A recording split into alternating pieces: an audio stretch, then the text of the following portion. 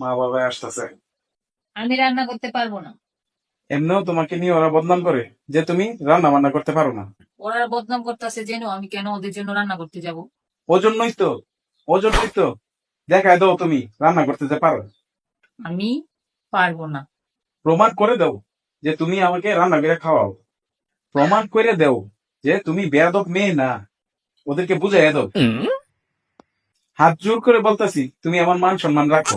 এমনিও তোমার কেউ দেখতে পারে না। আচ্ছা, 20,000 টাকা লাগবে। আমার কাছে 20,000 টাকা নাই, 7,000 টাকা রাখো। আচ্ছা, তোমারও না আমারও না, 10,000 টাকা রাখবো। আচ্ছা ঠিক আছে, 10,000 টাকাই ঠিক আছে।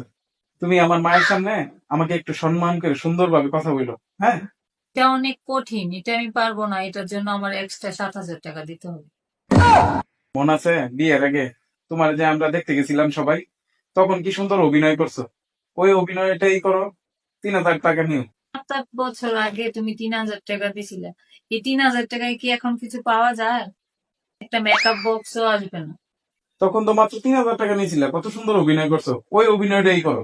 আমি পারবো না। 15,000 টাকা রাখো, দুইটা মিলে। আচ্ছা ঠিক আছে, খাওয়া দাওয়ার পরে ডেস্কি পাতিল যা থাকে এগুলা কিন্তু তোমারই দিতে হবে। মানে ওইটা কি প্যাকেজের সাথে না? এসব ধোয়ার জন্য তোমাকে এক্সট্রা 10,000